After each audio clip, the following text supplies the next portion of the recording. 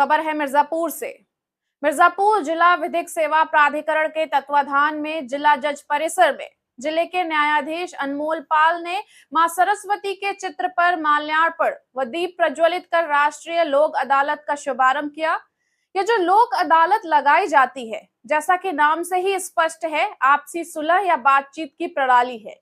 यह एक ऐसा मंच है जहां अदालत में लंबित मामलों या विवाद या जो मुकदमेबाजी से पहले के चरण में है, उन दो पक्षों में समझौता किया जाता है या सौहार्दपूर्ण तरीके से निपटाया जाता है।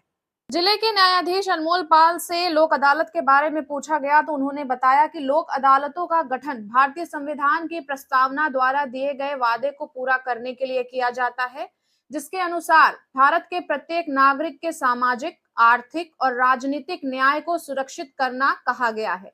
संविधान का अनुच्छेद 39A समाज के वंचित और कमजोर वर्गों को निशुल्क कानूनी सहायता प्रदान करने की वकालत करता है और समान अवसर के आधार पर न्याय को बढ़ावा देता है।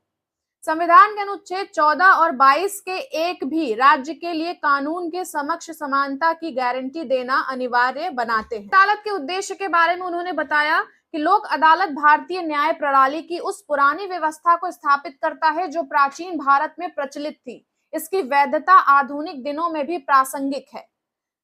मुख्य धारा कानूनी प्रणाली के लिए एक पूरक प्रदान करने के लिए है। औपचारिक व्यवस्था से हटकर अपने मामलों को निपटाने के लिए जनता को प्रोत्साहित करने के लिए, न्याय वितरण प्रणाली में भाग लेने के लिए, जनता को सशक्त बनाने के लिए लोक अदालत की जाती है। Bureau report, Tipu Sultan. जैसा कि आप जानते हैं, राष्ट्रीय लोक अदालतों का आयोजन जो है राष्ट्रीय विधिक सेवा प्राधिकरण नई दिल्ली के तत्वाधान में राज्य विधिक सेवा प्राधिकरण के दिशा निर्देशानुसार जिला विधिक सेवा के प्राधिकरण के संचालन में किया जाता है।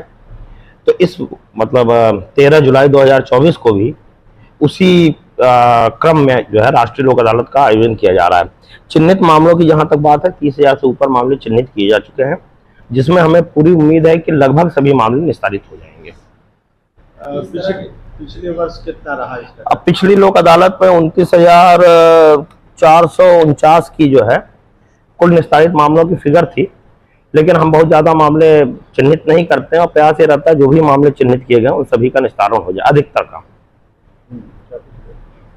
इस तरह के मामले ये मामले होते हैं, एक तो लघु प्रकृति के फौजदारी मामले होते हैं जैसे चालान, उसके अलावा लघु प्रकृति के शमनी मामले होते हैं जो शमनी किए गए हैं, तो ये तो फौजदारी मामले हो गए। इसके अतिरिक्त दीवानी प्रकृति के लगभग सभी मामले, उपभोक्ता फोरम से संबंधित मामले, NI एक्ट, चेक बाउंस से संबंधित मामले और उसी तरह के काफी मामले, यहाँ तक कि राजस्व और बैंकिंग के भी मामले इसमें शामिल होते हैं।